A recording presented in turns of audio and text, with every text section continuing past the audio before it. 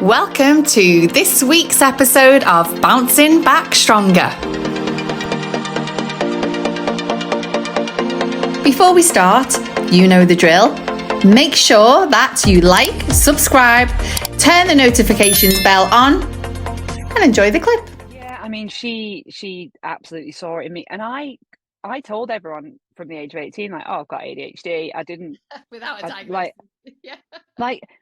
like I tick the boxes so hilariously well. I think it's pretty obvious that that's what I've got. But yeah, I didn't think there was anything I could do about it, and I didn't know enough about it to actually think this is what's the driving force behind these like negative patterns in my life, or the way I talk to myself in my head, or the stupid impulsive things I do. I kind of just thought that was me, and if I try harder, and if I reinvent myself, and if I just try harder, I'll be this different person I want to be. And I never really put it together with, oh, that might be a symptom of this. You come and do that and you look after people in your family, however kind of emotionally difficult that is, that's just what you do. But yeah, I always thought I'd go into social work working with old people. I always assumed that's what I'd do.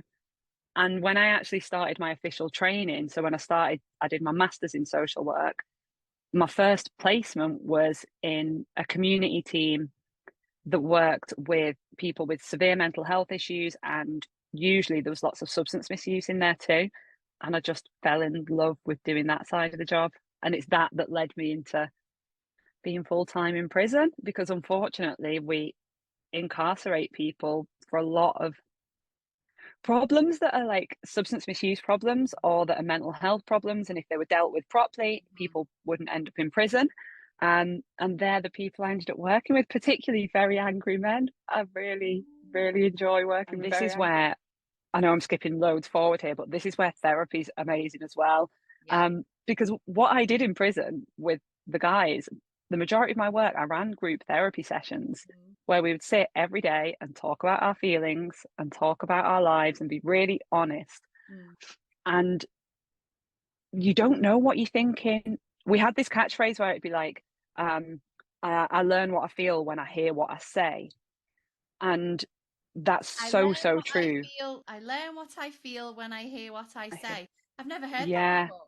I know, it's lovely, isn't it? One of the crims taught it me. And that's so true for me, that like even now talking to you, you can hear me sometimes kind of stop as I'm speaking, because I'm forming the ideas as I speak. I'm figuring out what I mean. And writing does that for me, and therapy, which I never had when I worked in prison. Even though I told everyone to come to my therapy groups, I didn't think it was for me. But yeah, that's been a lifesaver. Thank you so much for watching Bouncing Back Stronger. If you scan the QR code that you can see on the screen, then you can contact me via any of my social platforms.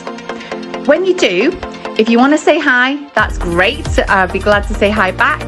But also, if you have a story you'd like to share, or if you would like to come on the show, maybe as a guest with a story, or as a guest who can offer some strategies or tools to help others move from where they are to where they want to be.